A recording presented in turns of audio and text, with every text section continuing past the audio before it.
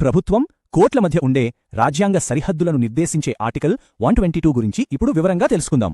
ఇక్కడో ఆసక్తికరమైన ప్రశ్న.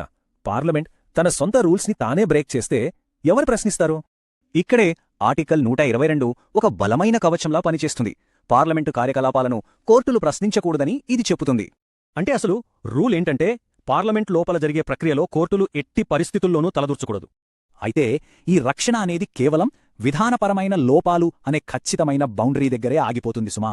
చర్చ, నియమాలు సరిగ్గా పాటించకపోవడం లేదా ఓటింగ్ పద్ధతిలో చిన్న మార్పులాంటివి ఈ కేటగిరీ కిందకే వస్తాయన్నమాట. నిజానికి ఇలాంటి చిన్న చిన్న ప్రొసీజరల్ మిస్టేక్స్ని కోర్టులు అస్సలు పట్టించుకోవు, జోక్యం చేసుకోవు. సరే, మరి పార్లమెంటే ఏకంగా ఆ బౌండరీ క్రాస్ చేసి రాజ్యాంగాన్నే ఉల్లంఘిస్తే అప్పుడేంటి పరిస్థితి?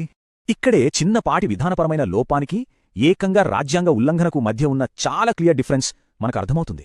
అసలు ట్విస్ట్ ఏంటంటే, ఎప్పుడైతే ప్రాథమిక హక్కులు ఉల్లంఘనకు గురవుతాయో అప్పుడు ఆ పార్లమెంటరీ షీల్డ్ కాస్త పడిపోతుంది.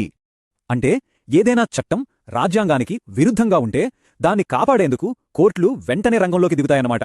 దీనికి ఒక బెస్ట్ ఎగ్జాంపుల్ 2007లో జరిగిన ఫేమస్ రాజా రాంపాల్ వర్సెస్ స్పీకర్ కేస్. చట్టవిరుద్ధమైన చర్యలు జరిగితే మాత్రమే తాము జోక్యం చేసుకుంటామని ఈ కేసులో సుప్రీంకోర్టు చాలా స్పష్టంగా తేల్చి చెప్పింది. మన రాజ్యాంగంలో అధికారాల విభజన అనేది ఎంత పకడ్బందీగా బ్యాలెన్స్ అవుతుందో ఆర్టికల్ 122 చూస్తే తెలుస్తుంది. రాజ్యాంగమనే పెద్ద యంత్రంలో కోర్టులు, పార్లమెంట్ రెండూ కూడా ఒకదానికొకటి చక్కగా బ్యాలెన్స్ చేసే గేర్లాంటివి. సింపుల్గా చెప్పాలంటే ఆర్టికల్ 122 పార్లమెంట్ ప్రొసీజర్ని రక్షిస్తుంది, కానీ రాజ్యాంగ విరుద్ధమైన పనులకు మాత్రం మద్దతివ్వదు. అయితే ఇక్కడో పాయింట్. ఏది రాజ్యాంగ విరుద్ధమో కోర్టులే డిసైడ్ చేస్తే అసలు పవర్ నిజంగా ఎవరి చేతుల్లో ఉన్నట్లు?